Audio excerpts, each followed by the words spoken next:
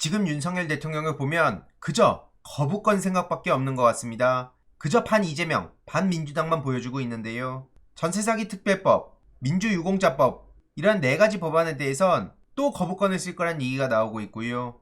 오죽하면 이재명 대표님이 민생회복 지원금을 차등 지원하는 것도 수용하겠다 이런 입장까지 전했겠습니까?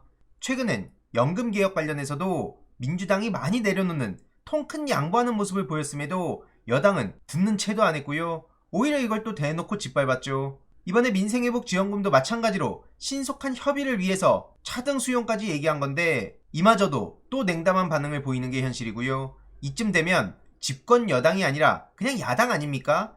도대체 뭐 저런 무책임한 정부 여당이 다 있습니까? 오죽하면 야당이 앞장서가지고 제발 국민들을 위해서 지금 너무나 힘들어하는 상황이니까 뭐라도 좀 하자. 우리가 100을 요구하지만 50이라도 달성하게 당신네들의 요구를 들어주겠다. 이런 입장 아닙니까? 그럼에도 불구하고 그저 이재명이 제안하는 건 안 돼. 지금 이런 식으로 얘기하고 있는 게 현실이죠. 이게 잘못돼도 한참 잘못된 거 아닙니까? 이재명 대통령의 국민의힘 야당 윤석열 당대표 지금 이런 구도 속에서 저런 소식이 쏟아지면 이해라도 하겠습니다. 도대체 뭐 저런 반대를 위한 반대가 다 있습니까? 이러니 오죽하면 국회가 신라시대 화백이냐 이런 비판까지 나왔고요.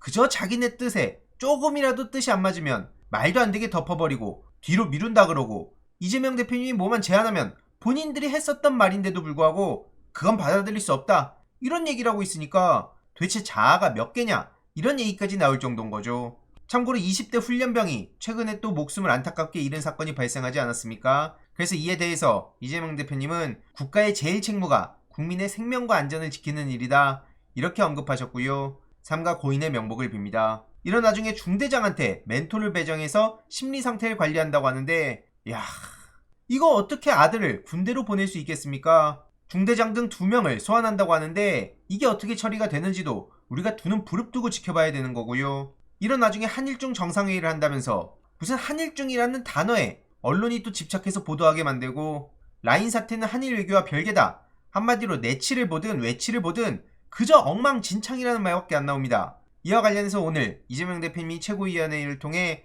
굉장히 중요한 말씀들을 많이 전하셨는데요. 그 내용으로 영상을 빠르게 마무리하도록 하겠습니다. 정말 중요한 내용들 많으니 주위에도 널리 알려주시길 바랍니다. 이번 한중일 정상회의가 지난 2년 윤석열 정부의 외교 실정을 만회하고 진정한 국익을 위한 첫걸음이 되기를 바랍니다.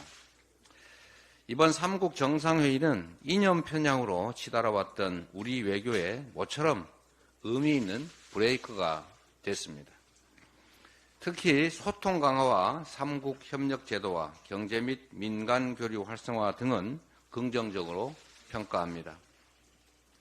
하지만 안타깝게 북핵 문제를 포함한 한반도 안보, 핵 오염수, 라인 사태 등의 당면한 핵심 과제 관련해서는 이렇다 할 성과가 없었던 것도 아쉽습니다. 윈스턴 처칠은 외교는 말이 아닌 행동이라고 했습니다. 좋은 게 좋다라며 말의 성찬으로 끝나서는 안 됩니다. 리창 총리는 이재용 삼성 회장과 따로 만나 중국 투자 확대를 요청했습니다.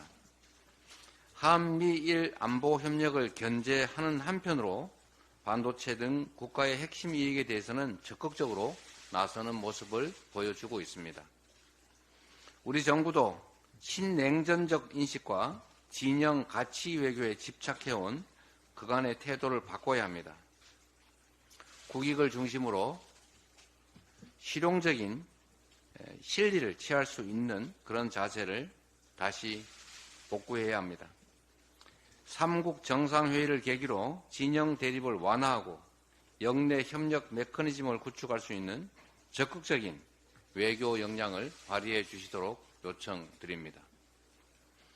또 이를 토대로 당면한 현안에서부터 실질적인 성과를 거둬 나가야 할 것입니다.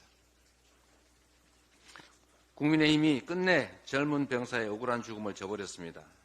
명령 과정에서 무리한 지시, 대통령실로부터의 외압 의혹을 뒷받침하는 증거가 잇따라 나오는데도 집권당은 끝내 국민의 뜻을 외면했습니다. 최고 권력자인 대통령을 따르느라 공정과 상식은 물론이고 양심까지 져버린 것입니다. 최근 또 다른 젊은 훈련병이 입대 열흘 만에 사망하는 사고가 있었습니다. 채까지 우겨넣은 24kg이나 되는 무거운 군장을 메고 연병장 내 선착순 달리기를 하는 명백한 가혹행위가 죽음의 원인입니다. 고인의 명복을 빕니다. 훈련이 죽음에 이를 때까지 그야말로 죽도록 훈련을 시킨다는 게 말이 됩니까? 관련 규정이 전혀 지켜지지 않았던 것도 분명합니다. 장소와 시간만 다를 뿐 또 다른 해병대원 순직 사건 아니겠습니까? 나라와 군이 국민 생명을 지키는 대신에 수단화하고 오히려 군인들 희생을 시키고 있는데 대한민국 어느 부모가 안심하고 자식을 군에 보내겠습니까? 얼마나 불안하겠습니까? 장병들이 군 소모품이 아니지 않습니까? 더 이상의 안타까운 희생을 용납할 수 없습니다. 민주당은 내일 시작되는 22대 국회에서 곧바로 최해병 특검법을 내용을 보완해서 재발의하겠습니다. 국민의 뜻에 맞서 대통령이 아무리 거부권을 남발해도 끝까지 막아내겠습니다.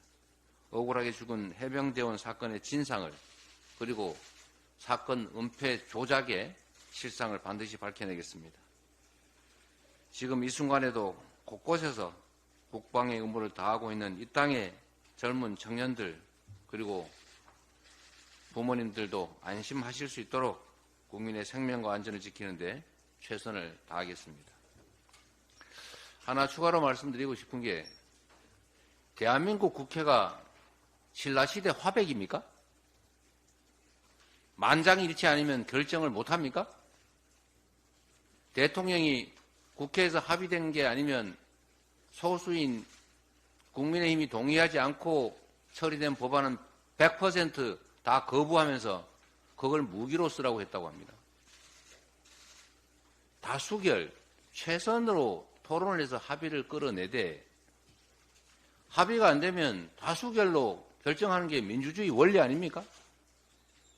지금 신라시대 화백제도로 되돌아가자는 것입니까? 명백한 대통령의 권한 남용입니다.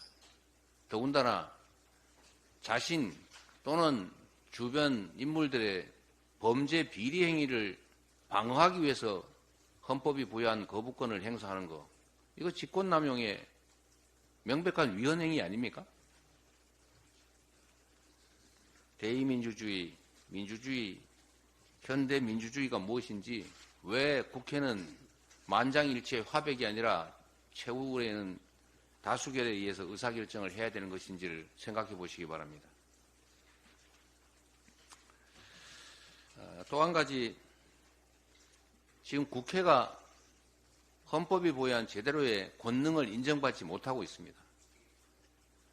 자료 제출 거부는 기본이고 출석도 안 하고 와서 아주 대놓고 거짓말하고, 그러다 보니까 요즘은 아예 법정에 가서도 누구 처벌하기 위해서 소위 모해위증, 거짓말하는 게 일상이 됐습니다.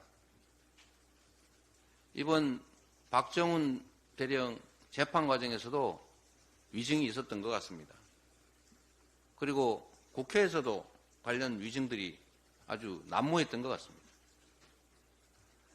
이번 21대 국회는 이번에 끝나기 때문에 고발을 통해서 처벌할 길이 막혀버렸지만 22대 국회부터는 우리 원내대표께서 각별히 관심 가지셔서 법이 정한 자료제출 거부라든지 출석 기피라든지 위증에 대해서는 단 하나의 예외도 두지 말고 엄하게 처벌해서 절대로 진실을 감추는 거짓말 또는 법률에 어긋나는 행위 못하도록 해주시기 바랍니다.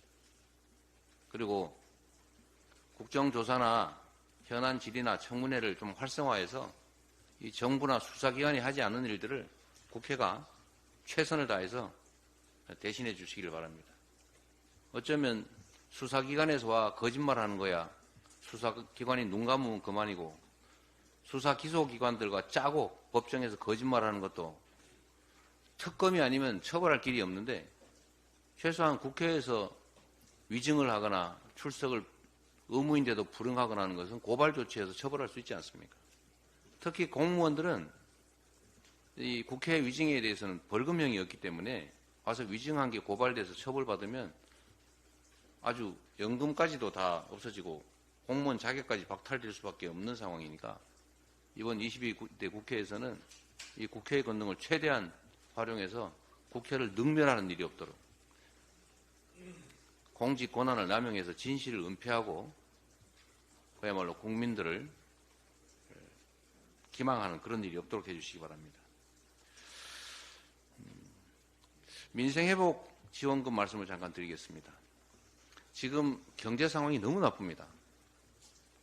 지금 정부에서도 제가 며칠 전 기사를 보니까 지금 반도체 투자를 뭐 확대하느니 뭐 수요가 늘어서 경기가 활성화되느니 한다는데 문제는 내수가 심각하게 위기라는 것입니다. 내수 위기가 심각하고 수요 부족으로 골목 상권들이 또 지방 경제, 지역 경제가 다 망가지고 있기 때문에 말씀드린 대로 소비 진작 반드시 필요합니다. 특히 수백만 자영업자들이 지금 오늘 내일 폐업해야 되겠다는 생각들을 하는 분들이 많습니다.